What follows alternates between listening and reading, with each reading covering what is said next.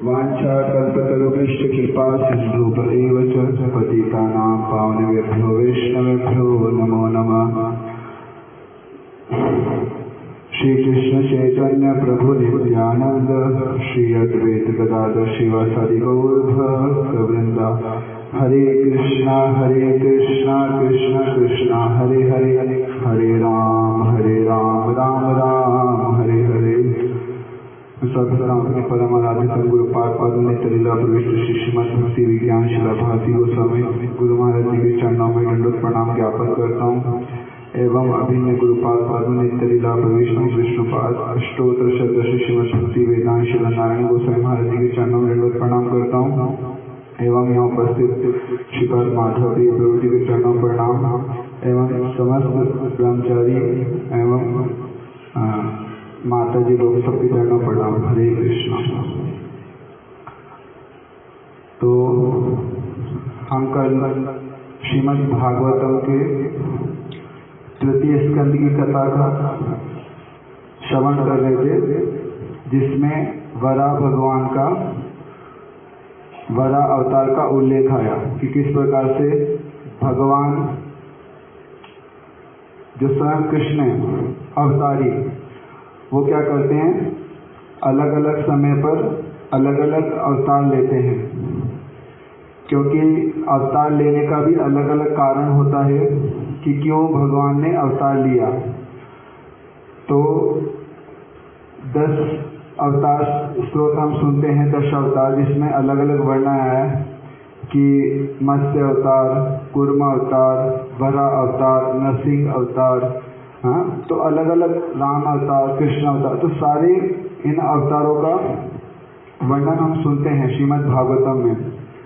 तो कल वराह देव का हमने सुना कि जैसे ब्रह्मा जी सृष्टि का निर्माण करते हैं भगवान के आदेश पर, जब सृष्टि करते हैं उनके पुत्रों को आदेश करते हैं, मनु को और शुद्ध शतरूपा को।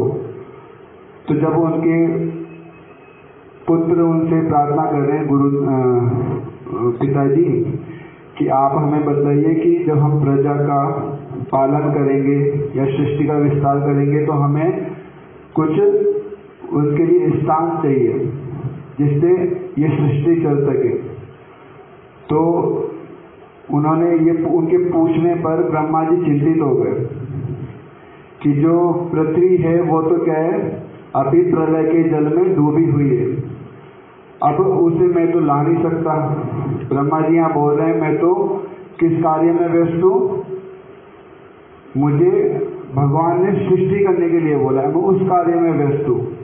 जैसे उन्होंने वहाँ पर बताया, वर्णन किया है कि जो ब्रह्मा जी थे वो बता रहे कि मैं किस प्रकार से सृष्टि का मैं विस्तार कर रहा हूँ। जैसे पशु पक्षी कीट पतंग इत्यादि वहाँ पर वर्णन आया कि मैं उनका विस्तार करने में अभी व्यस्त हूँ, तो मैं ये कार्य नहीं कर सकता। तो उसी समय वो चिंतित हो रहे हैं।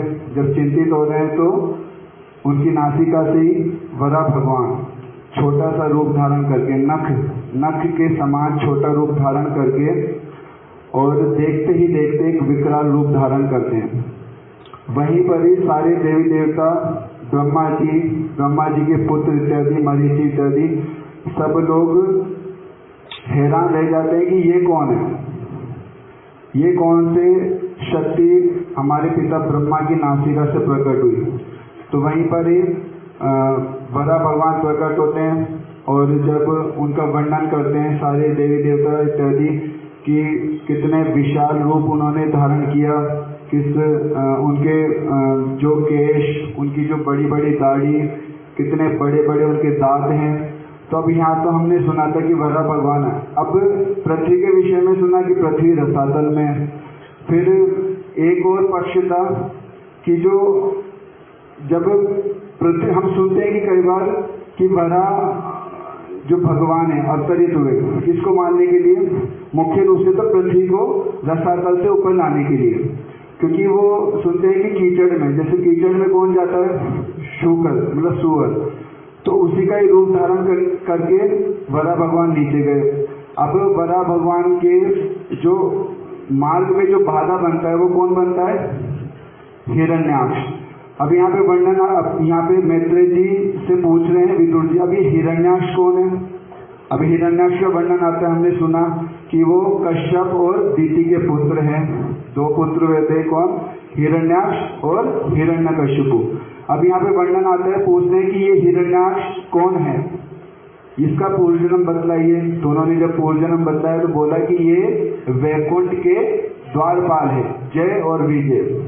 उनमें से हिरण्याक्ष का वर्णन बताया कि हिरण्याक्ष का जन्म हुआ, वहां से उनका श्राप, पहले तो उनको श्राप मिला 4 कुमारों के द्वारा।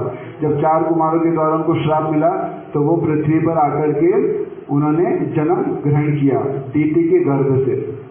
तो यहीं पर ही जब अब वराह भगवान पृथ्वी को रसातल से लेकर के आ रहे हैं और उसी समय हिरण्याक्ष पूछता है किससे? वरुण देव से, नारद जी से कि मुझसे युद्ध करो या मुझे बतलाओ कि मुझसे युद्ध करने के लिए इस संसार में कौन है जो मेरे समान हो या मेरा जो सामना कर सके। तो यहाँ पर ही वरुण देव क्रोधित होकर के नारद जी, जब भी किसी का वध होता है तो उसमें नारद जी भी निमित्त होते हैं। तो नारद जी ने उनको बताया कि देखो, हम तो आपसे युद्ध नहीं कर सकते, लेकिन हम बतला सकते हैं कि आपसे कौन युद्ध कर सकता है, आपको कौन पराजित कर सकता है, आपसे युद्ध करने के लिए कौन आ सकता है। तो वहां पर उन्होंने वर्णन किया कि देखो, अभी वराह भगवान श्री हरि वो अभी रसातल से पृथ्वी को लेकर के आ रहे हैं। अब रसातल से जब पृथ्वी को ला रहे हैं ना, तो वराह भगवान अपने जो बड़े बड़े दांत हैं, इतने बड़े बड़े विशाल काय उनके दांत है, वो अपने मुख पर पे उसको उठा करके पृथ्वी को लेकर आ रहे हैं। तो वहीं पर ही हिरण्याक्ष उनको रास्ते में बाधा देता है जब पृथ्वी को लेकर के आ रहे हैं। तो वो बाधा दे रहा है, बड़े उनसे यत्न करके उस पर प्रहार कर रहा है, वराह भगवान पे प्रहार कर रहा है। हिरण्याक्ष गदा से प्रहार कर रहा है, अनेक अनेक शस्त्रों से प्रहार कर रहा है। वराह भगवान के शरीर पर खून इत्यादि भी आने लग गया। वराह भगवान सोच रहे हैं कि ये कैसा व्यक्ति है, मैं पृथ्वी को ऊपर लेकर के जा रहा हूँ और ये मुझे बीच में क्या कर रहा है? परेशान कर रहा है, मेरे मार्ग में बाधा डाल रहा है। तो वो बार बार वराह भगवान को इंगित कर रहा है कि मुझसे युद्ध करो, मुझसे युद्ध करो। तो फिर वराह भगवान क्या करते हैं? उसको पृथ्वी को सही स्थान पर जाकर के स्थापित कर देते हैं, जिससे सृष्टि का रचना हो सके, सृष्टि का पालन हो सके। फिर वराह भगवान ने जैसे ही स्थापित किया और फिर उससे क्या किया उसने, वराह भगवान ने और हिरण्याक्ष का युद्ध हुआ। अब युद्ध होते होते संध्या काल हो गया। अब संध्या काल जब निकट में आ रहा है तो सारे देवी देवता प्रार्थना कर रहे हैं, प्रभु आप समय ना लगाइए, क्योंकि संध्या का समय ऐसा है घोरतम समय, जिसे बोलते हैं बिल्कुल ऐसा वाला समय जिससे सारे भूत प्रेत आत्माओं का क्या होता है कि जो समय होता है वो शक्ति उसकी बढ़ जाती है, सीधी डबल हो जाती है। तो आप क्या करो, इसका जितना शीघ्र हो सके इसका वध कर दो। अब जब भगवान उनसे युद्ध कर रहे हैं ना, तो वहां पर वर्णन कर रहे हैं कि भगवान कैसे लग रहे हैं। इतने बड़ी बड़ी उनकी जटाएं हैं, वो अपनी जटाओं से अपने पीठ पर, अपने खुरों पर मार रहे हैं और इतना तेज ध्वनि हो रहा है वहां पर कि सुनने में आता है कि सारे देवी देवता अचंभित हो जाते हैं कि किस प्रकार से भगवान ने ऐसा अवतार लिया है, कितने मतलब उन्होंने विकराल रूप धारण किया। और वहीं पर ही सारी देवी देवता अलग अलग प्रकार से लोकपाल दिक्पाल उनकी क्या कर रहे हैं, स्तुति कर रहे हैं, उनके समक्ष क्या कर रहे हैं, उनका गान कर रहे हैं और उनका युद्ध भी देख रहे हैं कि ये तो साक्षात श्री हरि आज हिरण्याक्ष को मारकर ही छोड़ेंगे। तो वहां पर उनका युद्ध चलते चलते संध्या काल आ गया। देवी देवताओं ने प्रार्थना किया, आप क्या करो, इसका यथाशीघ्र जितना जल्दी हो सके इसका वध कर दो, क्योंकि ये समय क्या है, इसकी शक्ति का ज्यादा बढ़ जाएगी, इसकी शक्ति का दुगुना हो जाएगा। तो वहीं पर ही वरा भगवान ने सुनाभ चक्र को आह्वान किया। भगवान का एक सुनाभ चक्र है, उसका आह्वान किया। जब सुनाभ चक्र से सबसे पहले वरा भगवान ने उसके जितने भी कवच थे, जितने भी उनके शरीर पर श्रृंगार, उसका जो श्रृंगार होता है, जैसे उनका कवच होता है, उनका सबका क्या कर दिया, चक्र से काट दिया। और उनके जितने भी हस्त शस्त्र थे सारे सबके सुनाभ चक्र से काट दिए। उसके बाद में भगवान वरा ने एक तमाचा मारा खींच करके हाथ से, तो वहीं पर ही उसकी मृत्यु हो गई। वो वहीं पर ही क्या हो गया, पराजित हो गया। और उसी समय सारे, अब यहाँ पे इतना वर्णन नहीं है, क्योंकि इतना ही वर्णन आया कि जब उसको मार दिया तो सारे देवी देवता, ब्रह्मा जी, शिव जी, यहाँ तक कि सारे लोकपाल, दिक्पाल, सब लोग क्या कर रहे हैं, भगवान की स्तुति कर रहे हैं। अब स्तुति में क्या करेंगे, वो तो हम जानते हैं कि किस प्रकार से, हे प्रभु आप सब जगत के पिता हैं, जगत के सृष्टि के आप कारण हैं, आप इस संसार को रचना करते हैं, ब्रह्मा जी हम सब लोग आपसे जन्म लेते हैं। वो सारे ऐसे इस प्रकार से स्तुतियाँ करें अलग अलग। तो हमने सुना जयदेव गोस्वामी ने भी एक जगह पे उनको यहाँ पर वर्णन किया कि वसती दशमे शिखरे धरणी तव लगना, आगे शशिनी कलंक कलेश निमग्ना, केशव धीता शुकर रूपा जय जगदीश हरे। तो किस प्रकार से यहाँ पर अलग अलग हमारे गुरुवर्ग भी कैसे उनका यहाँ पर जो अवतार लिया उन्होंने उनकी स्तुति की, उनका गुणगान गाया। तो यहीं पर ही हमारे तीसरे स्कंद की हरिकथा में, जो तीसरे स्कंद में जो हरिकथा आई वरा भगवान का, अभी इसके बाद में ब्रह्मा जी की सृष्टि में कपिल देव, जो उनके ब्रह्मा जी के पुत्री थी देवहूति, उन्हीं के ही पति उनके करदम ऋषि, उन्हीं के ही अब संवाद हमारे नवकिशोर प्रभु जी कपिल देवहूति का संवाद सुनाएंगे। तो यहीं पर ही वरा देव का समाप्त हो गया आज। हरे कृष्णा।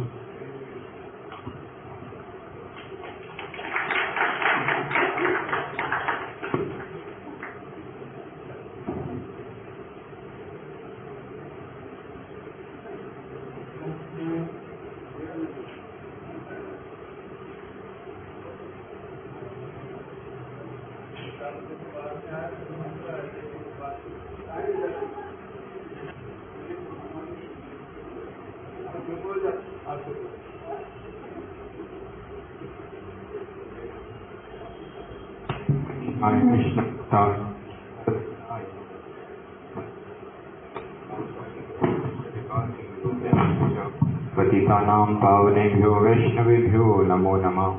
श्री कृष्ण चैतन्य प्रभु नित्यानंद, श्री अद्वैत गदाधर शिवासादि गौर भक्तवृंद। बोलो हरे कृष्ण कृष्ण कृष्ण हरे हरे, हरे राम राम हरे हरे। सर्वप्रथम गुरुपाद पद्म नितिल्ला प्रविष्ट ओम विष्णुपाद अष्टोत्तर शतश्री श्रीमद भक्ति विज्ञान भारती गोस्वामी महाराज एवं नितिल्ला प्रविष्ट ओम विष्णुपाद अष्टोत्तर शतश्री श्रीमद भक्ति वेदांत नारायण गोस्वामी महाराज जी के श्री चरण कमलों में अनंत कोटि दंड प्रणाम ज्ञापन करता हूँ। समस्त रूपानुगुरुवर्गों के श्री चरण कमलों में अनंत कोटि दंड प्रणाम ज्ञापन करता हूँ। श्रीपाद माधव प्रिय प्रभु के चरणों मेरा दंड प्रणाम। यहाँ पर उपस्थित सभी भक्तों का यथा योग्य प्रणाम। हरे कृष्ण। हम लोग श्रीमद् भागवतम के तृतीय स्कंद की कथा को श्रवण कर रहे हैं, जिसमें हम लोगों ने सृष्टि क्रम में सर्वप्रथम वराह भगवान के विषय में श्रवण किया। श्री शौनक आदि ऋषि सूत गोसाई पाद से उसके बाद में प्रश्न कर रहे हैं कि जो मनु है, स्वयंभू जो मनु है, उन्होंने किस प्रकार से फिर आगे सृष्टि का विस्तार किया। तो उसी क्रम में जो सूत गोसाई पाद जी हैं वो उनको फिर से जो विद्युत मैत्री जो संवाद है उसी को श्रवण करवा रहे हैं। मैत्री जी कह रहे हैं कि जो स्वयंभू मनु हैं उनके दो पुत्र हुए, प्रियव्रत और उत्तानपाद। और उनकी 3 कन्याएं हुई, आकुति, प्रसूति और देवहूति। तो सबसे पहले वो अपनी जो पुत्रियां हैं किन किन के साथ में विवाह करवाया उस संबंध में बतला रहे हैं। और ब्रह्मा जी के एक पुत्र हुए श्री कर्दम ऋषि, जिनका जन्म ब्रह्मा जी की छाया से हुआ। तो ब्रह्मा जी ने श्री कर्दम ऋषि को आदेश दिया कि आप क्या करो, सृष्टि कार्य करो, आप सृष्टि का विस्तार करो। तो सृष्टि का विस्तार करने की जब इच्छा उनके मन में आई कि जब मुझे ब्रह्मा जी के आदेश का पालन करना है, अपने गुरु का, अपने पिताजी के आदेश का पालन करना है, तो मन में विचार कर रहे हैं कि मैं जिस स्त्री से विवाह करूंगा वो क्या होनी चाहिए, मेरे अनुकूल होनी चाहिए, जो सब प्रकार से मेरी भजन में भी आगे सहायता कर सके। तो इस प्रकार का विचार लेकर के श्री जो कर्दम ऋषि हैं वो भगवान श्री हरि की तपस्या करने लगे और बहुत समय तक भगवान श्री हरि की तपस्या की। भगवान उनसे प्रसन्न हुए और भगवान ने उनको दर्शन दिया। भगवान के सुंदर रूप को देख करके चतुर्भुज रूप, शंख चक्र गदा पद्म लिए हुए, कौस्तुभमणि श्रीवत्स चिन्ह से सुशोभित बहुत सुंदर रूप को देख करके वो भगवान की स्तुति कर रहे हैं, भगवान के रूप का वर्णन कर रहे हैं। और उसके बाद श्री कर्दम ऋषि पहले भगवान से कह रहे हैं कि हे प्रभु, कि आपके जो चरण कमल हैं वो संसार समुद्र को पार करने के लिए जीवों के लिए क्या है, नौका स्वरूप है। कोई संसार समुद्र को पार करना चाहता है तो उसको क्या करना पड़ेगा, आपके चरणों का आश्रय लेना पड़ेगा। तो आपके चरण कैसे हैं, नौका स्वरूप है। किंतु जो व्यक्ति आपके चरणों का आश्रय तो लेते हैं, किंतु आश्रय लेने पर भी क्या करते हैं, वो नरक तुल्य शूकर आदि योनियों में प्राप्त होने वाले तुच्छ काम सुख के लिए आपकी आराधना करते हैं, आपके चरणों का आश्रय लेते हैं। तो वो क्या हो गया है, उनकी जो बुद्धि है बहिरंग माया से नष्ट हो चुकी है। क्या कहना चाह रहे हैं कि आपके जो चरण कमल हैं वो नौका स्वरूप हैं। जो संसार समुद्र को पार करना चाहते हैं वो क्या करेंगे, आपके चरण कमलों का आश्रय लेंगे। किंतु जिन जीवों की जो बुद्धि है, आपकी ही जो बहिरंग माया है, आपकी जो माया शक्ति है, जो क्या करती है, जीवों को भगवान से विमुख करती है। जिनकी बुद्धि आपकी बहिरंग माया के द्वारा भ्रष्ट हो चुकी है, नष्ट हो चुकी है, वो क्या करते हैं, आपके चरण कमलों का आश्रय लेने पर भी क्या करते हैं, आपसे विषय सुख ही मांगते हैं। आपसे क्या मांगते हैं, अपने इंद्रिय सुख की ही कामना करते हैं।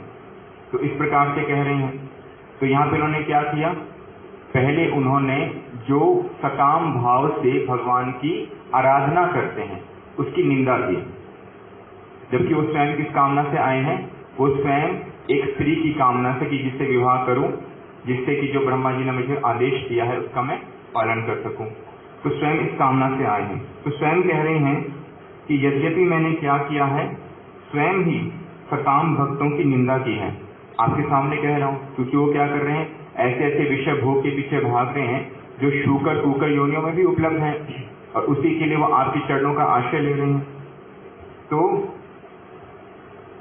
कह रहे हैं कि तथापि मैं भी वैसी अत्यंत निंदनीय काम कलुषित अभिलाषा के कारण स्वयं अपने अनुरूप स्वभाव वाली गृहस्थ आश्रम के लिए कामधेनु के समान धर्म अर्थ काम प्रदान करने वाली उपयुक्त पत्नी को प्राप्त करना चाहता हूँ। कि मैंने पहले तो सकाम भक्तों की निंदा की जो विषय भोग के लिए आपसे प्रार्थना करते हैं, आपकी भक्ति करते हैं, किंतु मैं स्वयं क्या कर रहा हूँ, स्वयं भी मैं क्या चाहता हूँ, अपने अनुरूप स्वभाव वाली गृहस्थ आश्रम की उपयोगी पत्नी की आपसे कामना कर रहा हूँ। और इसी उद्देश्य से क्या है, मैं आपकी समस्त मनोरथों को पूर्ण करने के लिए आपकी शरण में आया हूँ। यहाँ पे जो विश्वनाथ चक्रवर्ती ठाकुर जी हैं बड़े सुंदर रूप में बता रहे हैं कि मानो कि भगवान उनसे प्रश्न कर रहे हैं। भगवान प्रश्न कर रहे हैं कि जब आप जानते ही हो कि जो तुम विषय भोग मुझसे मांग रहे हो अत्यंत निंदनीय है, तो फिर तुम क्यों मुझसे सब चाहते हो, किस कारण से? तो जो कर्दम ऋषि हैं पहले वो कह रहे हैं कि प्रभु कि आपसे यदि कोई विषय भोग में मांगता है, आपकी आराधना करता है, तो आपके द्वारा प्राप्त विषय भोग और अन्य अन्य देवी देवताओं के द्वारा प्राप्त विषय भोग में अंतर क्या है? उसका अंतर यह है कि आपके द्वारा जो आप किसी को विषय भोग प्रदान करते हो, तो आपके द्वारा प्रदान करने पर भी क्या होता है, वो माया में नहीं फंसता। धीरे धीरे क्या होता है, उसको उन विषयों से वैराग्य हो जाता है। जैसे आपसे भगवान की आराधना किया, किस लिए आराधना किया? कि मुझे स्वर्ग का सुख मिल जाए, मुझे मुक्ति का सुख मिल जाए। तो इस भावना से जो मैंने स्वर्ग के सुख के लिए, जो मुक्ति की कामना के लिए आपकी आराधना की है, वहां पे जो स्वर्ग का सुख मुझे किस लिए मिलेगा? कि मैंने कोई कर्म किया, मेरे पुण्य कर्म है, उस पुण्य कर्म के कारण मुझे स्वर्ग का सुख मिला? नहीं, कर्म के कारण स्वर्ग का सुख नहीं मिला, आपकी भक्ति करने के कारण, आपकी इच्छा से वहां पे क्या हो रहा है, मुझे वो स्वर्ग का सुख मिल रहा है, वो मुक्ति का सुख, या अभी जो भी विषय सुख मैं भगवान से प्रार्थना कर रहा हूँ। तो आपकी आराधना करने पर यदि मैं विषय सुख कोई लेता हूं, तो क्या होगा, मेरा विषयों से स्वतः ही वैराग्य हो जाएगा। इसका कारण क्या है? कि कर्म बंधन नहीं होता। कर्म बंधन का जो मूल कारण है वो क्या है? कर्म वासनाएं। कर्म बंधन का मूल कारण क्या है? कर्म वासनाएं। कर्म वासनाओं के कारण ही क्या होता है, जीव और अधिक कर्मों में फंसता रहता है कि स्वर्ग की कामना की तो स्वर्ग की कर्म की, इसके अंदर जो वासना है, तो उन वासनाओं के कारण क्या होता है, जीव संसार बंधन में फंसता है। किंतु आपकी भक्ति करने से क्या होता है, आप यदि किसी को विषय सुख प्रदान करते भी, वैसे देते नहीं, किंतु अगर देते भी तो क्या करते हो, उसकी विषयों से आसक्ति को धीरे धीरे समाप्त कर देते। जैसे हम लोग कल भी श्रवण कर रहे थे, तो जैसे हम लोग ध्रुव महाराज जी का श्रवण करते हैं, पहले विषय की कामना से, राज्य की कामना से भगवान का भजन किया, बाद में उनका भजन करते करते क्या हो गया, भगवान का दर्शन करते ही क्या हुआ, सारे विषय सुख, सारी भोग की कामना चली गई।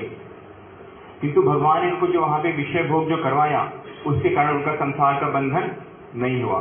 तो यहाँ पे चक्रवर्ती टीका में लिख रहे हैं कि भगवान से क्या कहना चाह रहे हैं कि आपका भजन करते विषय सुख मिलता भी है तो ये कभी भी संसार में आबद्ध नहीं होता। दूसरा कह रहे हैं,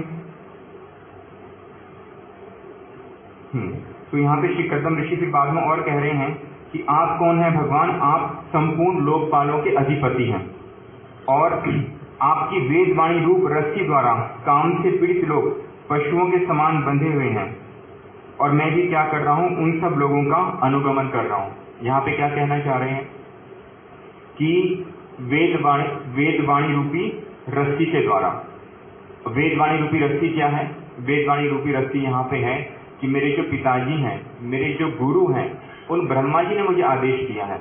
ब्रह्मा जी ने क्या आदेश दिया कि आप क्या करो, सृष्टि की रचना करो।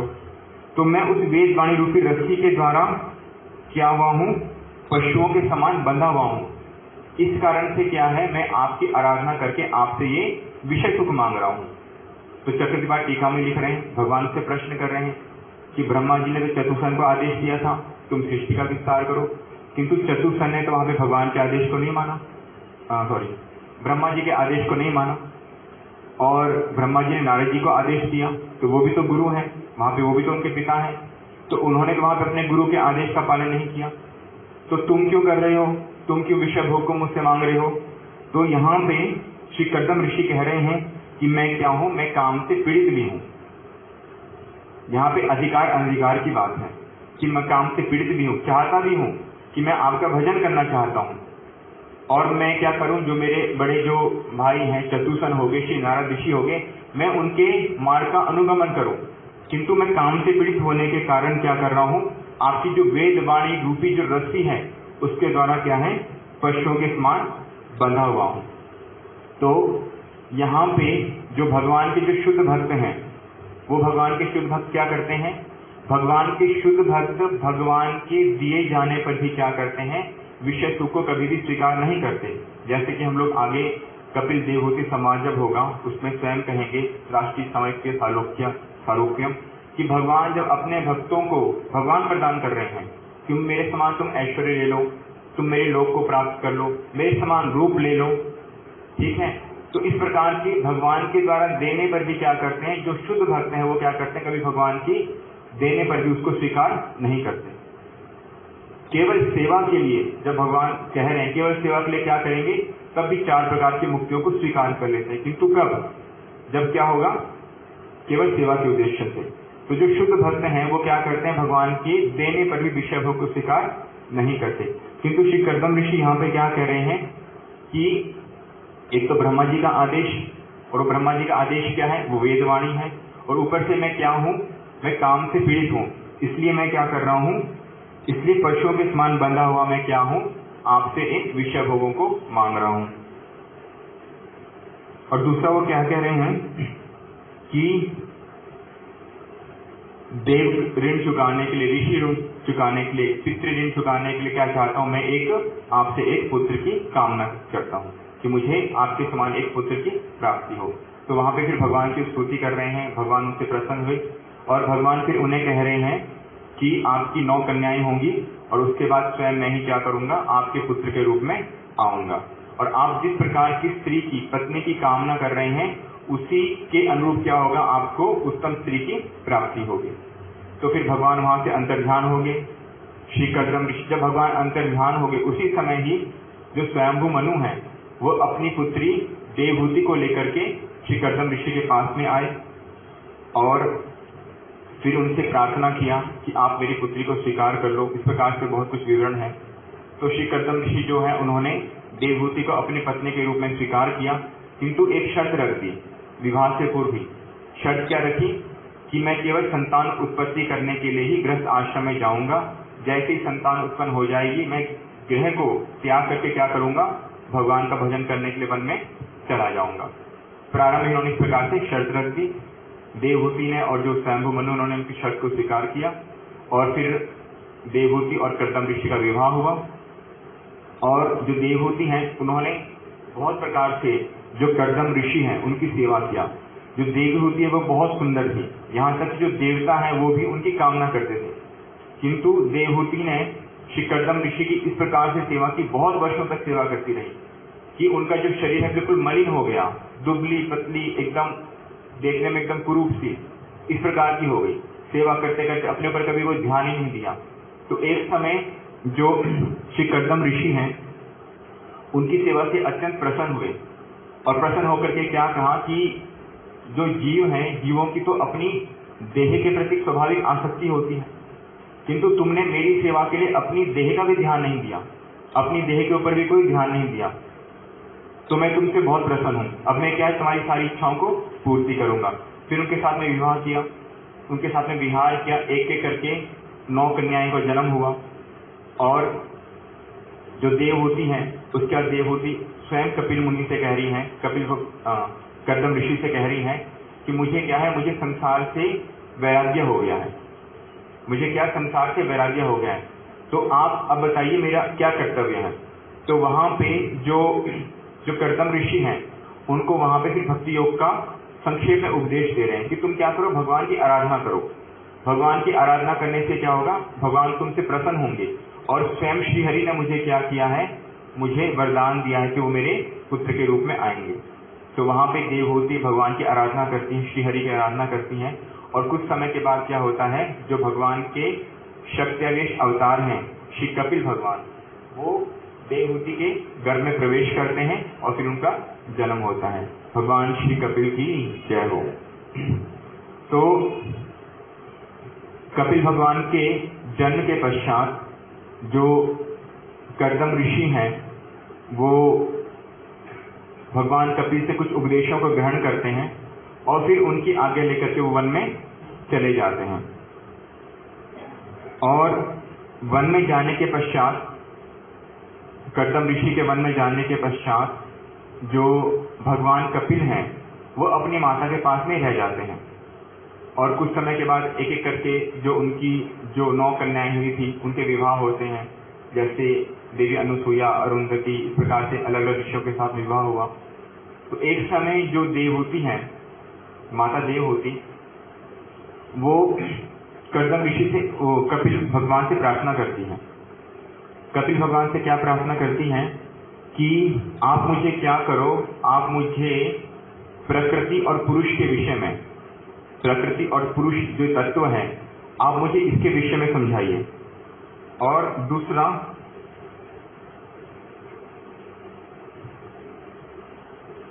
आप क्या हैं आप भक्ति पक्ष को जानने में सर्वश्रेष्ठ हैं। वहाँ पे जो देवहूति हैं, जो भगवान कपिल से जो प्रश्न करती हैं, जो प्रश्न करने की जो विधि बताई, तद विधि प्रणिपाते परिप्रश्न सेव्या, तो पहले उनको प्रणाम करती हैं और प्रणाम करके उनसे परिप्रश्न करती हैं। परिप्रश्न क्या करती हैं कि आप कौन हैं? आप तो भक्ति पक्ष को जानने वाले हैं, मैं संपूर्ण रूप से आपके शरणागत होती हूँ।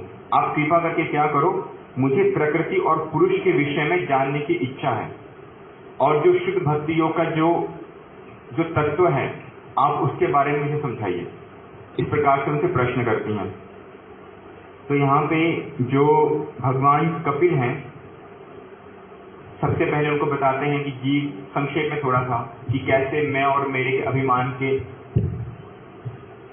कौन सा वाला प्रसंग चल रहा है। अभी हम कौन सा सुन रहे हैं प्रसंग? कपिल देव और देवहूति संवाद। कपिल देव और उनकी माता में क्या संबंध है? देवहूति में माता और पुत्र का है ऐसे तो, किंतु अभी जिस प्रकार से प्रसंग प्रारंभ कर रहे हैं उसमें कौन सा वाला संबंध हुआ?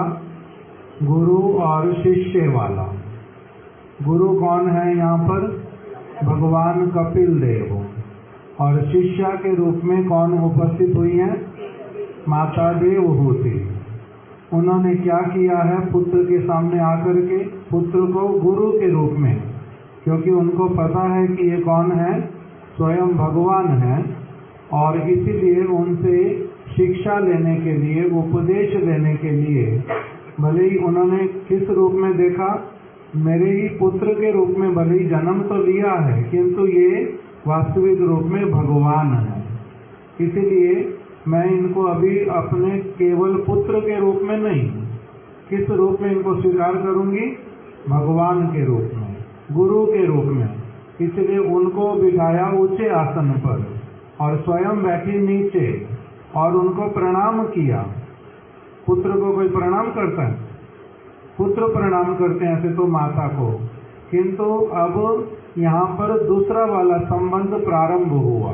शरीर वाला संबंध जो है उससे अलग हट करके उनका जो भगवत भक्ति वाला संबंध वो प्रारंभ हुआ। इसलिए माता देवहूति ने क्या किया? सबसे पहले उनको प्रणाम किया, प्रणाम करके परिप्रश्न किया। इन्होंने अभी बताया परिप्रश्न किया, प्रश्न नहीं किया। प्रश्न किसको कहते हैं? प्रश्न करने का अर्थ होता है किसी का विद्वत्ता, उसको मैंने टेस्ट करना है, जब तब उनसे प्रश्न करते हैं। किंतु परिप्रश्न होता है सिंसियर इंक्वायरी, और प्रश्न शब्द का अर्थ होता है चैलेंजिंग मूड। तो माता देवहूति ने यहाँ पर क्या किया है? परिप्रश्न किया है। बड़े विनीत भाव से हाथ जोड़ करके उनकी शिष्या बन करके मधुर वचनों में कि पुत्र, मेरे को ये जानने की इच्छा होती है, इसलिए कृपा करके मेरे को इसका उत्तर प्रदान करो। इस प्रकार से विनीत भावना से प्रश्न किया, उसी का नाम क्या है? परिप्रश्न। कपिल देवहूति संवाद में बहुत सारी विशेष बातें आती हैं, उसी को अभी हम लोग कुछ श्रवण कर रहे हैं। तो सबसे पहले भगवान कपिल जो माता देवहूति हैं, सबसे पहले उनको बताते हैं कि जिस समय क्या होता है, काम क्रोध आदि विकारों के द्वारा क्या होता है, चित्त निर्मल हो जाता है और जीव रहित काम क्रोध लोभ मोह जो ये षड्रिपु हैं, तो इन विकारों से जब रहित होता है और जब चित्त निर्मल हो जाता है और सुख और दुख ये जो दोनों अवस्थाएं हैं उसमें क्या करता है, वो समभाव को धारण करता है। तब क्या होता है, बहुत कुछ बताया उसमें, तब उसकी जो अविद्या धीरे धीरे क्षीण होती है। तो यहाँ पे जो भगवान जो कपिल हैं बता रहे हैं जीव का जो परम मंगल है, जीव का परम मंगल कैसे होगा? एकमात्र भक्ति योग का आश्रय ग्रहण करने से होगा। तो भगवान कपिल पहले क्या कहते हैं उनको कि जो आसक्ति है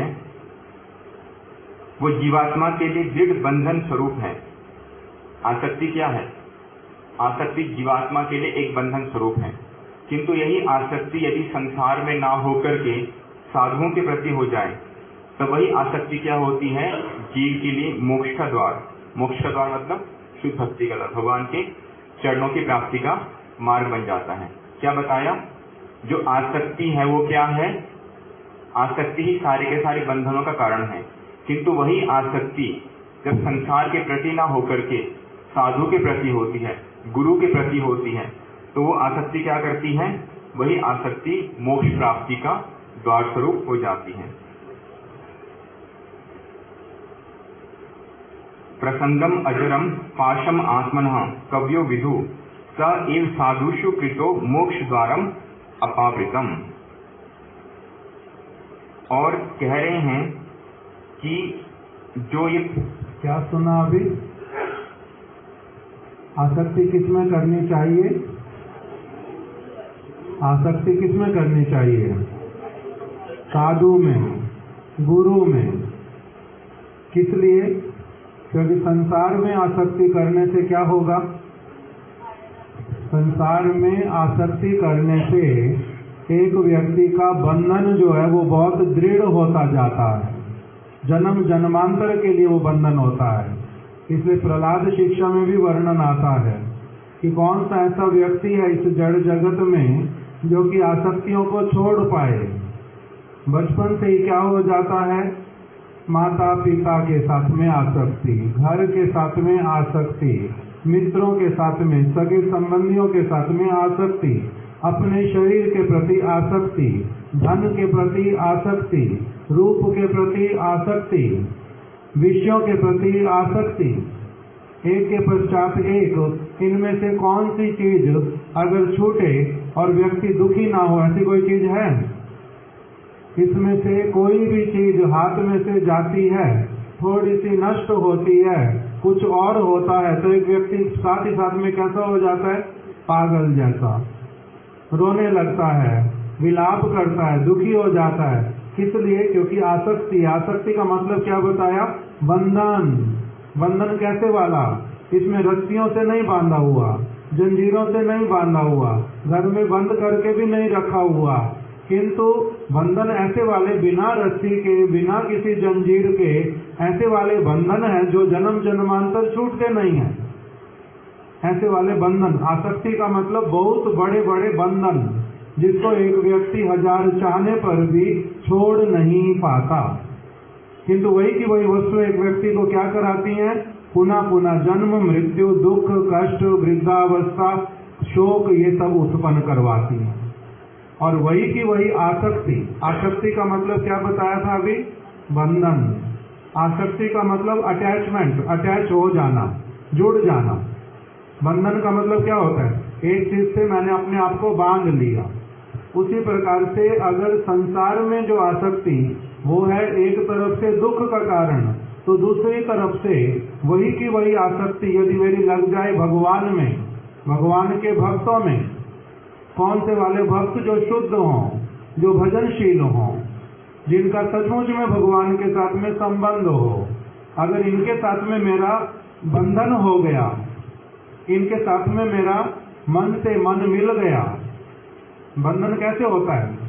मन से मन का मिलना, आसक्ति का होना, उनकी बात के अनुसार चलना, ये हो, इसमें हो जाता है बंधन। वो अगर हो जाए हमारा किसी साधु के साथ में, तो वही की वही चीज क्या कर देते हैं फिर? जैसे नारद ऋषि का हमने श्रवण किया था, उनका बंधन किसके साथ में था? पहले तो माता के साथ में।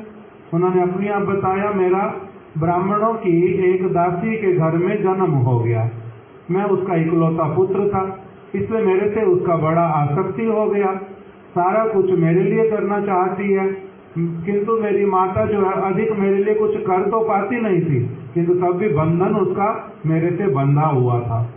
मैं भी उनको छोड़ पाने में असमर्थ था। साधुओं के साथ में मेरा उठना बैठना हो गया। मेरा परम सौभाग्य, साधु लोग अपने आप गांव में आ गए। उनके पास में मेरी माता जो है उनके आश्रम में सेवा करने जाती, और मैं भी वहीं पास में, छोटा सा बच्चा, मैं वहीं पर रहता। नारद जी बोल रहे मैं चंचल नहीं था, मेरे को शरारतें करनी नहीं आती थी, मैं बड़ा शालीन था बाल्य अवस्था से ही। इसीलिए साधु लोग के साथ में वो मेरे को कुछ कुछ सेवा कार्य कहते, मैं उनका कर देता। वो मेरे को वो सब समय, सुबह, दोपहर में, संध्या में, तीनों समय बैठ करके कथा और कीर्तन करते। कहते बड़े आनंद से करते, मनमोहक कथाएं करते। मेरे मन को वो छूने लगी, सारी मेरे को समझ आने लगी। और उसके द्वारा क्या हो गया, मेरा उनके माध्यम से उनसे तो संबंध हुआ ही हुआ, वो तो मेरे को बाहरी रूप में मिले ही मिले।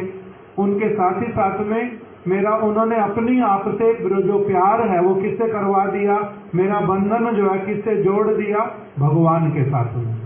मेरा भगवान के विषय में सुनने में इच्छा जागृत हो गया।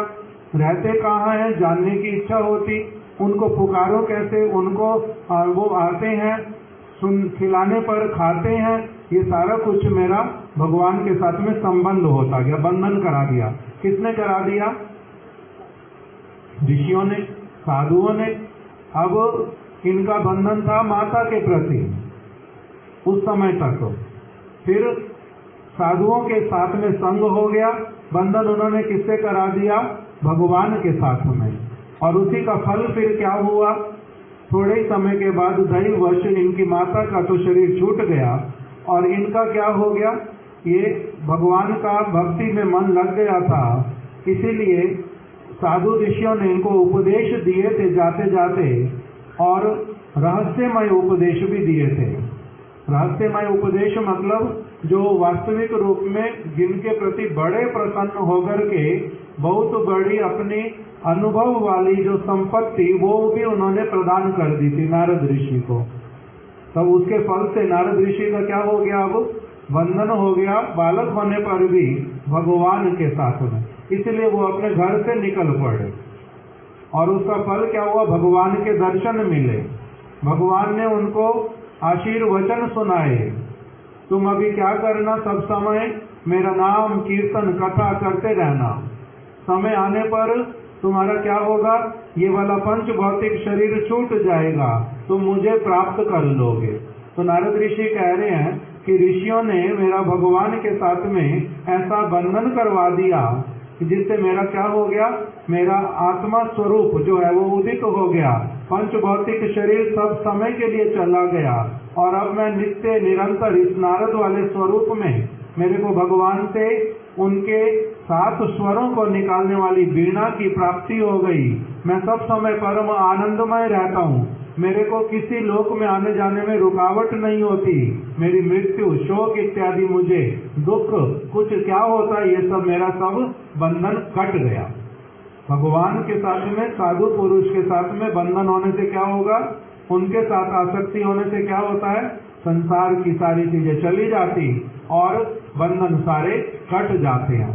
तो इसीलिए कपिल देव ने माता देवहूति को क्या सुना दिया, जिस संसार में जो आसक्ति वो बंधन का कारण बनती है, और वही आसक्ति यदि साधु पुरुष में हो जाए, साधु पुरुष का संग मिल जाए, तब क्या हो जाता है, वही का वही वस्तु इस संसार से निकालने का, भगवान के धाम में पहुंचाने का कारण बन जाता है। तो इसलिए प्रार्थना किसके लिए करना, हे माता, सब समेत आपकी आसक्ति किसमें हो जाए, साधुओं में हो जाए, इस प्रकार की चेष्टा करना। ऐसा अपनी माता को उन्होंने उपदेश किया।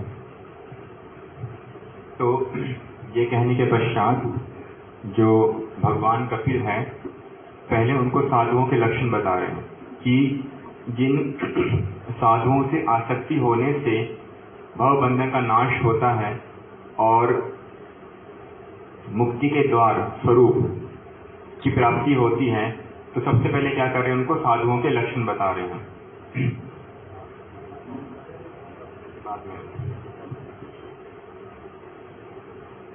तो साधुओं के लक्षण बताए, तितिक्षवा कारुणिकः सुहृद सर्वदेहिनां अजातशत्रवः शांता साधवः साधुभूषणा मयि अनन्य भावेन भक्तिं कुर्वन्ति ये दृढाम् मत्कृते त्यक्त कर्माणि त्यक्त स्वजन बांधवा मदाश्रया कथामृष्टा शृण्वन्ति कथयन्ति च तपन्ति विविधतापा नेतान् मद्गतचेतसः त एते साधवः साध्वी सर्वसंग विवर्जिता संगस्तेषु अत्ते प्रार्थया संग दोषहरा कीते।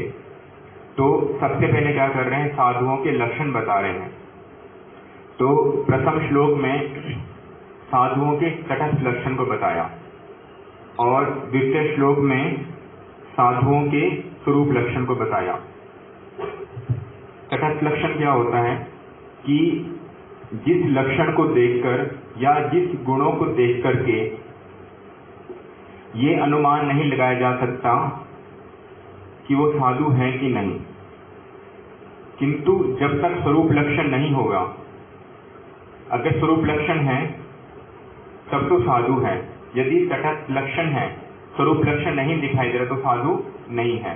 जैसे उदाहरण के लिए, जैसे कोई डॉक्टर है तो डॉक्टर का स्वरूप लक्षण क्या है, डॉक्टर की वो विद्या जो उसने डॉक्टरी की पढ़ाई करी है, अगर वो उसको आती है तो डॉक्टर है। और तटस्थ लक्षण क्या है, डॉक्टर जो ड्रेस पहनता है, जो कोट पहनता है, तटस्थ लक्षण हो गया। तो कोट पहनकर, कोट को देख करके, व्हाइट कोट को देख करके डॉक्टर हो भी सकता, नहीं भी, किंतु मुख्य लक्षण क्या है, स्वरूप लक्षण डॉक्टर की विद्या।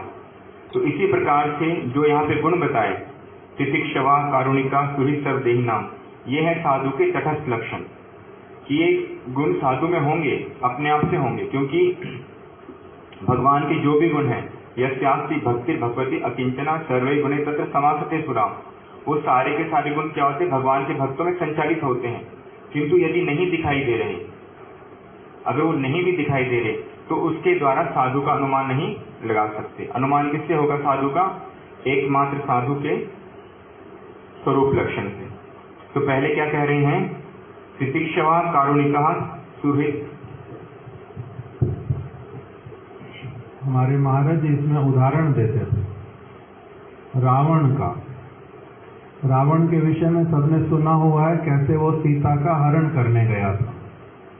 जिस समय रावण सीता का हरण करने के लिए गया, उस समय उसने कौन सा स्वरूप धारण किया था, साधु का। कौन से वाले साधु का, वहां पर बताया त्रिदंडी सन्यासी। उसने अपने हाथ में दंड पकड़ा था, सन्यासी वाला, और सन्यासी वाले वस्त्र धारण किए थे, सन्यासियों जैसा तिलक धारण, सन्यासियों के जैसे शिखा इत्यादि रखना।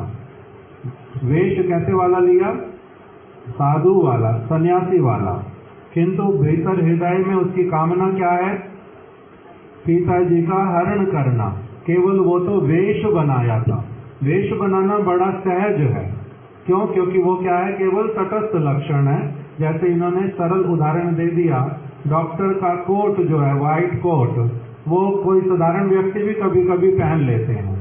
कोई गुंडा किसी को मारने के लिए हॉस्पिटल में गया, वो भी डॉक्टर वाला कोट पहन करके जा सकता है।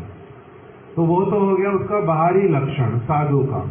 किंतु डॉक्टर भी तो फिर क्या करेगा, व्हाइट कोट ही तो पहनेगा ना, नहीं पहनेगा। डॉक्टर क्या करेगा कि किसी गुंडे ने, रावण ने, जैसे रावण ने लाल कपड़े पहन लिए, सैफ्रॉन, और सन्यास का दंड हाथ में ले लिया, तो उसको देख करके साधु लोग जो है वो लाल कपड़ा पहनना और सन्यास का दंड लेना छोड़ देंगे ना, नहीं छोड़ेंगे। तटस्थ लक्षण वाली चीजें भी साधु लोग पालन करते हैं, तटस्थ वाली भी साधु लोग पालन करते हैं। इसके लिए हमारे महाराज जी एक उदाहरण देते थे, और कि कभी कभी यदि कोई वैश्या, वो अगर सती स्त्री का जैसा वेश धारण, एकदम से सती साध्वी बन करके वेश धारण करके बैठ जाए, तो क्या साध्वी स्त्रियां जो उनका अपना श्रृंगार और जिस प्रकार का वेशभूषा, उसको वो पहनना छोड़ देंगी कि भाई अभी तो वैश्य ने हमारी नकल कर ली, तो इसलिए हम भी क्या करेंगे, छोड़ देंगे। तो ऐसा होगा? ऐसा नहीं होता। तो इसीलिए साधु जो हैं उनके भीतर में तटस्थ लक्षण भी दिखलाई देते हैं और स्वरूप लक्षण भी होता है।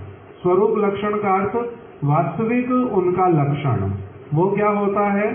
वो होंगे भगवान के प्रति पूर्ण रूप में शरणागत, उस प्रकार का। इसलिए तटस्थ लक्षण भी बतलाए और दूसरे लक्षण जो स्वरूप लक्षण है वो भी बतलाए। किंतु हमारे महाराज जी एक बात बोलते थे, मैंने भागवत पढ़ी नहीं अभी तक, वैष्णवों से सुनी है, तो वो बोलते थे महाराज जी हमारे को कि कपिल देव भगवान ने माता देवहूति को कहा, माता आप क्या करना, सताम प्रसंगाम मम वीर्य संविदो, आप मेरी जो बड़ी बलशाली हृदय में पवित्रता का, बल का, हृदय को स्वच्छ करने का, जो हृदय में बल प्रदान करने वाली, हृदय को स्वच्छ करने वाली, पवित्र बनाने वाली, एक व्यक्ति को बहुत श्रेष्ठ जीवन धारण करने की प्रेरणा देने वाली जो मेरी कथाएं हैं, उन कथाओं को आप साधु के मुख से सुनना। किससे सुनना? भगवान की कथा सुनना, ये तो बोल दिया। भगवान की बड़ी बलशाली कथा, उसको सुनना। पवित्र करने वाली जो कथा है उसको सुनना। किंतु किससे सुनना? वहां पर बताया साधु के मुख से सुनना। तब ये वाली बात सुन करके माता देवहूति ने कहा, पुत्र तूने मेरे को केवल कथा सुनने के लिए नहीं कहा, भगवान की कथा सुनना, तुमने मेरे को केवल इतना ही नहीं कहा, तुमने क्या कहा? कथा तो सुनना, किंतु किसके मुख से सुनना? साधु के मुख से कथा सुनना। तो पुत्र मेरे को कैसे पता चलेगा कोई व्यक्ति वास्तविक साधु है या नहीं है, मुझे पता कैसे चलेगा? इसीलिए मेरे को पहले साधु के लक्षण बतला दो। तब फिर जब ये वाली बात पूछी, तब माता ने, उन्होंने क्या किया, भगवान कपिल देव ने साधुओं के लक्षण बतलाना प्रारंभ किया कि साधु पुरुष के लक्षण क्या होते हैं।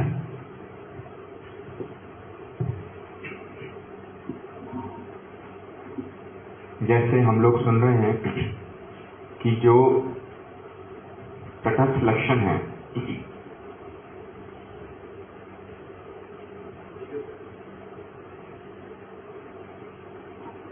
हरे कृष्ण,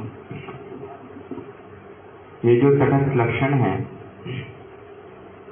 यदि किसी व्यक्ति में पाए जाते हैं, कोई साधु नहीं है, कोई भक्त नहीं है, किंतु होने पर ही देखते हैं जगत में कि जो व्यक्ति वो तो बहुत शांत है, क्रोध नहीं करता, और दूसरी ओर देखते हैं कि कभी कभी स्वभाववशता कोई साधु है, बहुत क्रोध करता हुआ दिखाई देता है। तो इस विषय में हमारे परम गुरुदेव श्रील भक्ति प्रज्ञान केशव गोस्वामी महाराज जी कहते थे कि पहली बात तो जगत में जो गुण दिखाई देते हैं वो वास्तव में गुण है ही नहीं, क्योंकि श्रीमद् भागवत में आया, यस्यास्ति भक्ति भगवती अकिंचना सर्वे गुणे तत्र समासते सुरा हरो अभक्तस्य कुतो महद्गुणा मनोरथेन अस्ति धावतो वही, कि यस्यास्ति भक्ति भगवती अकिंचना, जिसकी भगवान में अनन्य भक्ति है, उसमें क्या होता है, भगवान के जो गुण हैं उसमें संचारित होते हैं। तो गुण किसमें संचारित होते हैं? जो भगवान के भक्त हैं उनमें ही क्या होता है, गुण संचारित होते हैं। और गुण भी केवल एकमात्र भगवान की इच्छा से संचारित होते हैं, क्योंकि भगवान के जो गुण हैं भगवान की तरह वो अपराकृत है, निर्गुण है।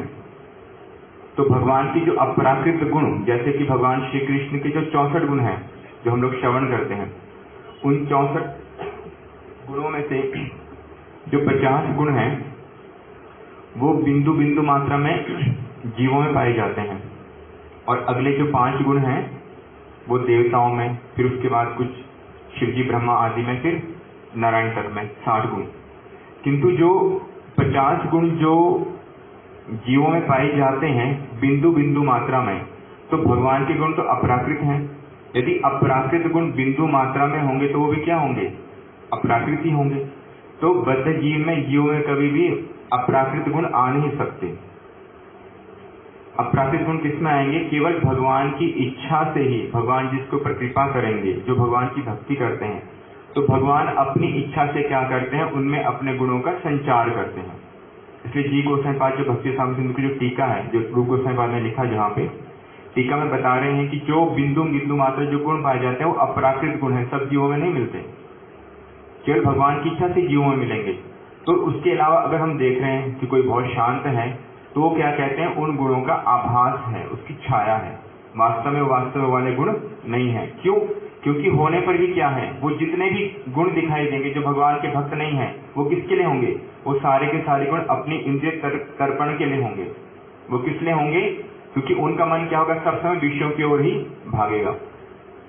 तो इसलिए परम गुरुदेव तो वहां पर एग्जाम्पल देके बता रहे हैं महात्मा गांधी का और राजा हरिश्चंद्र का।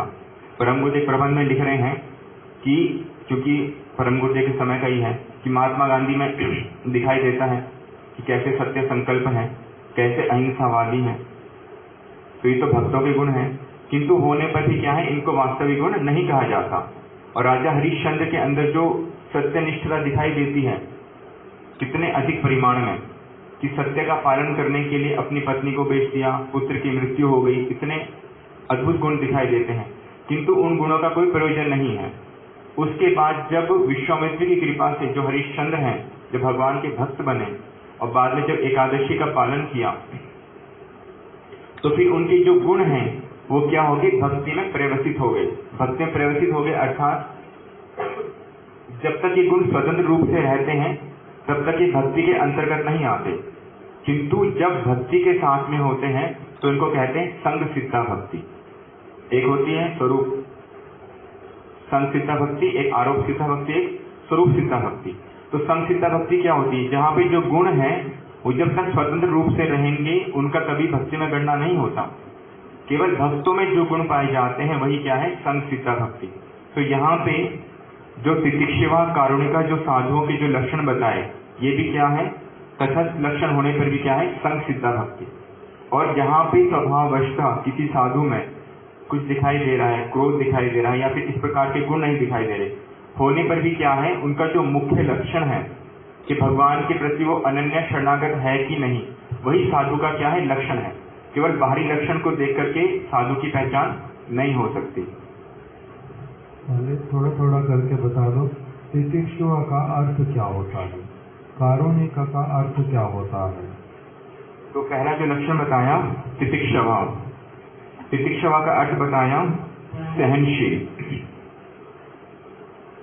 फिर कारुणिका, तितिक्षुवा का अर्थ हुआ सहनशील। भक्त बहुत अधिक सहनशील होगा। साधारण जगत में क्या लोग सहनशील नहीं होते? माता जी कह रहे नहीं होते, कि तो बहुत सारे लोग दिखाई भी देते हैं। अर्थात हो सकता 90% की संख्या 95 नहीं दिखाई देते, किंतु कुछ कुछ हो भी सकते हैं। किंतु अगर वो भक्त ना हो, उनके अंदर अगर वो गुण दिखलाई भी दे रहा है, तब भी उसका अधिक क्या महात्म्य है। मुख्य बात ये हो गई, संसार की वस्तुओं में रहने पर तितिक्षुवा। साधु पुरुष में तितिक्षुवा का उदाहरण क्या है? हरिदास ठाकुर। हरिदास ठाकुर जी को, उनका जन्म हुआ था मुस्लिम परिवार में, और उनके संस्कार से उन्होंने सब समय भगवान के नामों का कीर्तन प्रारंभ किया। हरे कृष्णा कृष्णा कृष्णा हरे हरे, हरे राम राम राम हरे हरे, ये वाला जो महामंत्र, इसको वो सारा दिन करते रहते। बाल्य अवस्था से उनके लिए बताया 3 लाख नाम करते थे, अर्थात लगभग 22 साढ़े 22 घंटे उनको वही भगवान का नाम करने में ही लग जाते थे। थोड़ा सा ही विश्राम करते थे और पूरे जीवन का ही यही नियम था, और किसी व्रत को उन्होंने लिया ही नहीं, सारा जीवन यही व्रत किया।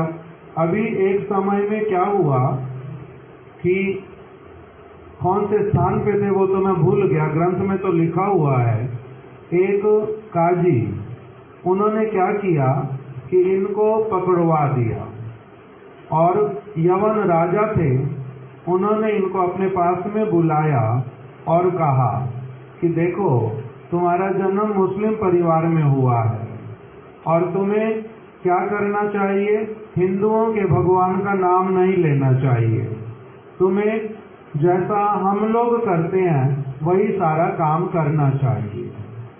तब इन्होंने उत्तर दिया कि मैंने तो अच्छी तरह से समझ लिया है कि सूर्य सबका एक है, चंद्र भी सबका एक है, इसी प्रकार से ईश्वर भी सबके एक है। सूर्य को कोई व्यक्ति प्रभाकर कहे, सूर्य को कोई सूर्य कहे, आलोक कहे, किसी और नाम से तपन के नाम से पुकारे, रवि के नाम से पुकारे, सूर्य तो सूर्य ही है। जिस प्रकार से सूर्य के अनेक नाम हैं किंतु वस्तु कौन है, सूर्य एक ही है।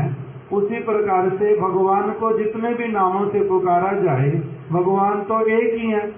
तो इसीलिए अगर पुकारने वाला व्यक्ति उनको लक्ष्य करके पुकार रहा है तो फिर वो सुनेंगे अवश्य ही।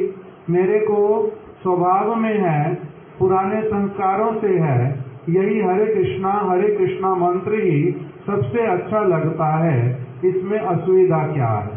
वहाँ पर उनकी बहुत सारी वार्तालाप हुई, बहुत सुंदर वार्ता हुई, किंतु तब भी उस बादशाह ने कहा कि नहीं, यदि ऐसा हमारी बात नहीं मानोगे तब हम तुम्हारे को दंड देंगे।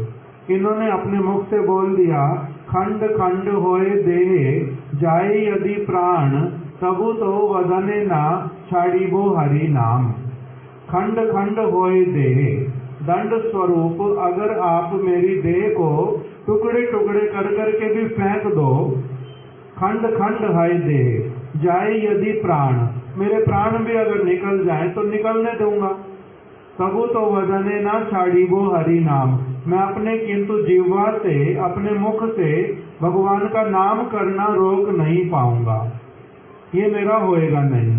आप मेरे को जो करना कर लो। उन्होंने उनको दंडित करना प्रारंभ किया।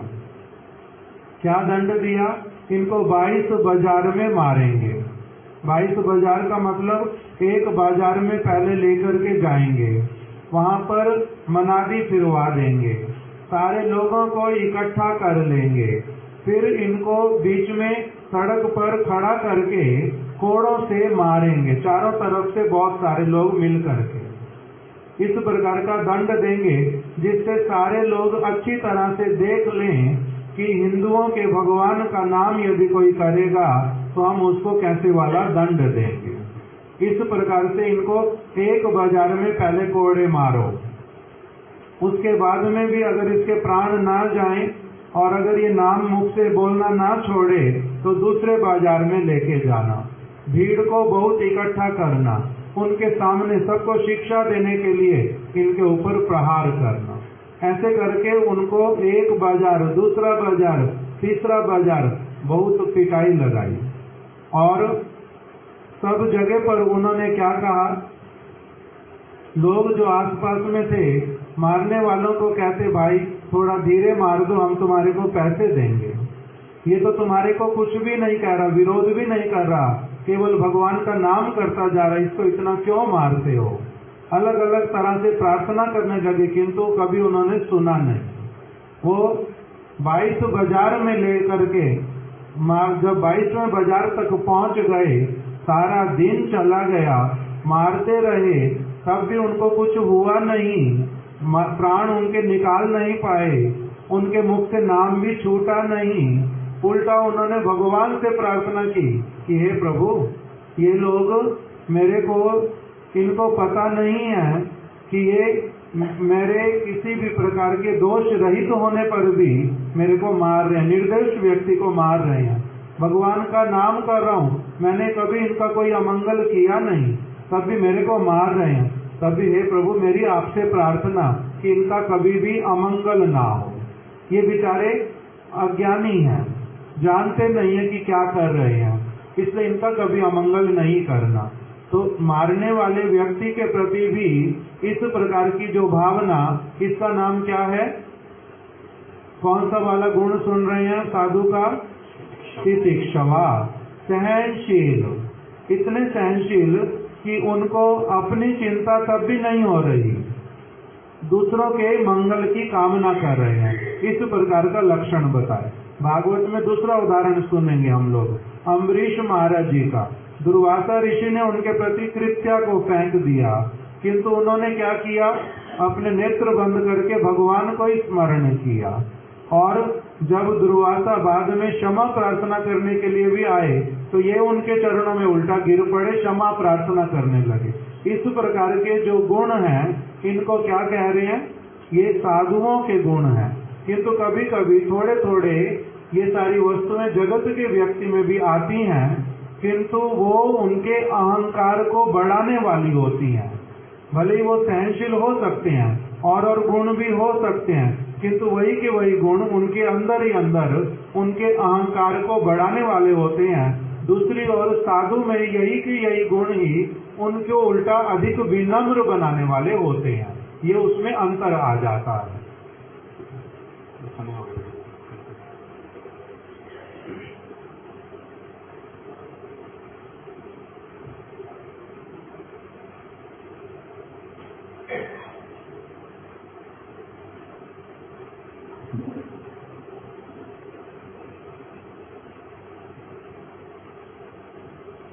तो दूसरा गुण बताया कारुणिका।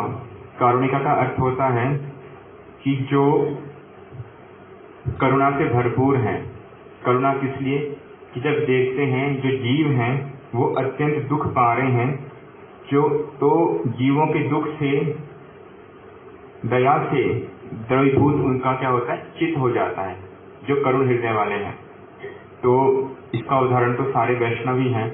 हम लोग सुनते हैं किस प्रकार से जो श्री अद्वैत आचार्य प्रभु हैं, जब उन्होंने देखा कि जीवों की कैसी स्थिति, कैसी दुर्दशा हो रखी है, भगवान के भजन को छोड़ करके किस प्रकार के कर्मों में लगे हुए हैं, शास्त्रों का अध्ययन कर रहे हैं, किंतु किस लिए कर रहे हैं, केवल अपने इंद्रिय तर्पण के लिए, भगवान की सेवा के लिए कुछ भी खर्च करते नहीं। विद्वान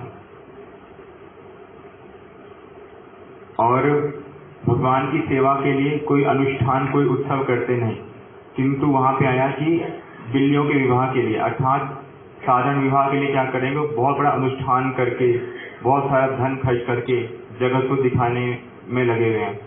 तो जब उनकी ऐसी वाली अवस्था को देखा तो क्योंकि उनका भगवान के साथ में संबंध है, सारे के सारे जीव कहते हैं, सारे के सारे जीव भगवान के अंश हैं, तो इनको करना क्या चाहिए, इनको भगवान की सेवा करनी चाहिए। तो उन पे कृपा करने के लिए फिर उन्होंने क्या किया, उन्होंने श्रीमन महाप्रभु का उन्होंने आवाहन किया। तो ऐसे ही हम लोग कितने कितने एग्जाम्पल देखते हैं श्रील प्रभुपाद जी कि उनका हृदय कैसे करुणा से भरा हुआ है।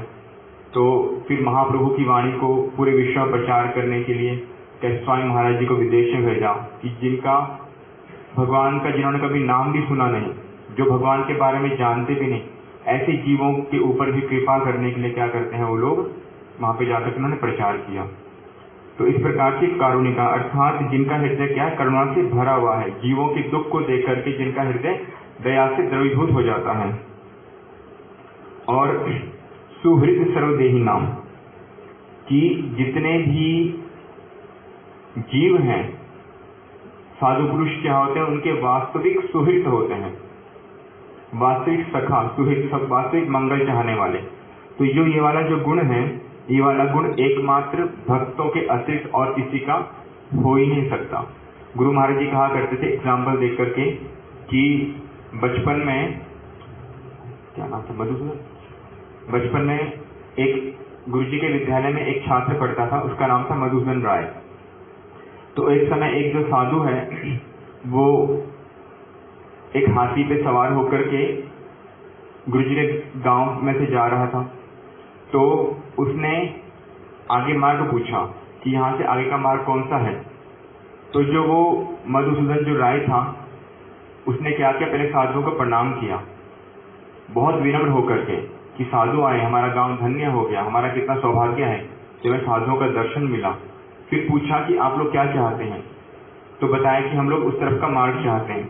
तो जानता भी था कि जो मार्ग है आगे दलदल है, कीचड़ है, वहां पे खतरा है, तभी उसने क्या किया, प्रेम पूर्वक बहुत अच्छी प्रकार से बहुत कुछ बोल करके मीठी वाणी के उनके बाद में क्या किया, उसको उस मार्ग से भेज दिया, जंगल के मार्ग से। और वो वहां पे क्या होगी, जो साधु पुरुष थे वो क्या हो गए, रामानंदी साधु, वो कीचड़ दलदल में फंस गए और फिर अपने आप को बचाने के लिए प्रयास कर रहे हैं। तो यहाँ पे बाहरी दृष्टिकोण से दिखाई दे रहा क्या है, सुहृद है, किंतु वास्तविक सुहृद नहीं है। इसी प्रकार से जो दिखाई देता है कि जीवों के सुहृद हैं, उनके लिए बहुत प्रकार की समाज सेवा कर रहे हैं कि आप लोग क्या करो, बहुत प्रकार के उनको अन्न वस्त्र बांट रहे हैं, बहुत प्रकार का कुछ कर रहे हैं, अथवा कि भगवान का भजन करो, किंतु कैसे करो, उनको कर्म का उपदेश दे रहे हैं, उनको ज्ञान का उपदेश दे रहे हैं, उनको योग उपासना के मार्ग पे लेके जा रहे हैं, नहीं तो फिर अहम ब्रह्मास्मि, इस प्रकार की शिक्षाएं दे रहे हैं। दिखाई तो दे रहा है बाहरी दृष्टिकोण से कि उनके मंगल के लिए बोल रहे हैं, किंतु वास्तविक मंगल नहीं है। उसके द्वारा क्या हो रहा है, वास्तविक रूप में उनके प्रति, जीवों के प्रति हिंसा हो रही है। तो वास्तव में जो सुहृद कौन है, एकमात्र भगवान, और भगवान के भक्त ही वास्तविक सुहृद हैं। और सर्वदेही नाम, सारे जीवों के कोई उनका,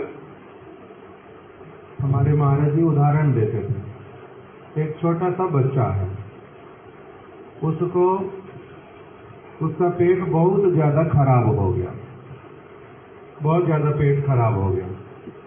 डॉक्टर के पास माँ लेकर के गई बच्चे को।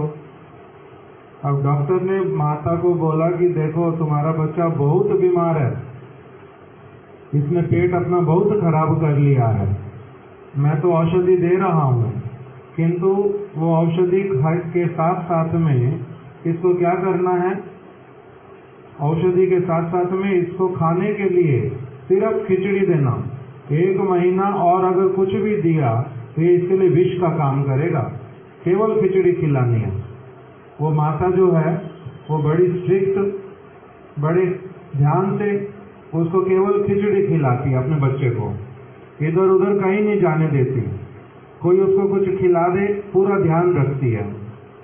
अभी बीच में ही दिवाली का दिन आ गया, घर में बड़े सारे पकवान बने हुए, माँ की बड़ी इच्छा करती है सारे घर के लोग खा रहे हैं, बूढ़ा भी खा रहा, बूढ़ी भी खा रही, और युवक लोग भी खा रहे, मेरे और बच्चे भी खा रहे हैं, किंतु इस बच्चे को मैं नहीं खिला सकती। बच्चे के लिए बार बार दुख होता है मन में, किंतु तब भी खिलाएगी। क्यों? क्योंकि वो उसकी कौन है, सुहृद, उसकी बंधु है बहुत बड़ी, इसलिए उसको नहीं खिला रही। मन में इच्छा बहुत है, बच्चा मेरा ठीक होता, इसको सारी चीजें कितना प्यार से खिलाते, किंतु बच्चा ठीक नहीं है, कैसे खिलाऊं इसको, इसीलिए बिल्कुल नहीं खिलाती। उसी समय घर में दिवाली के दिन में रिश्तेदार आ रहे हैं, घर में मामा आ गया उस बच्चे का, वो लाया सबके लिए अच्छी अच्छी चॉकलेट, अब उसने सबको खिलानी है।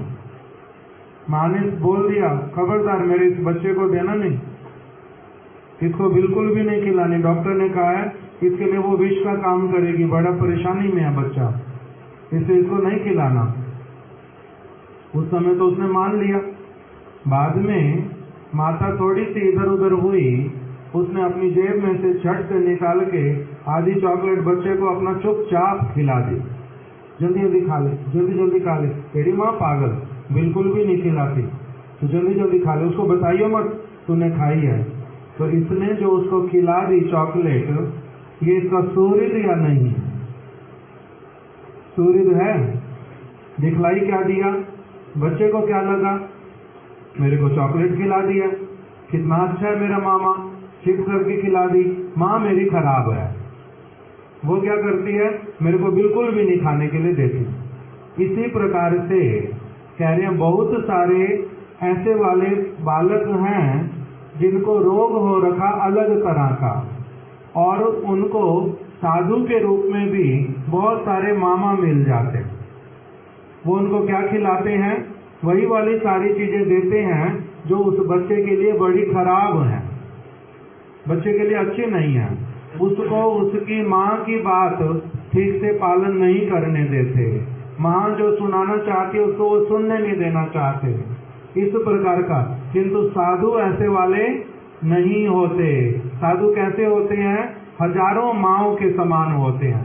जैसे माता बड़े प्रेम से अपने बच्चे की केयर करती है, उसी प्रकार से साधु पुरुष भी जो जो व्यक्ति उनके संपर्क में आता है उसके वास्तविक स्वास्थ्य के अनुसार उसको भोजन देना अथवा कोई चीज नहीं देनी, दोनों वस्तुओं का बड़ी अच्छी तरह से ध्यान रखते हैं। इसलिए उनको बोलते हैं वास्तविक वो कौन है? माता है, वास्तविक पिता है, वास्तविक वैद्य हैं। इस प्रकार से साधु की तुलना की जाती है। इसलिए उनको क्या कहते हैं? ये सुहृद।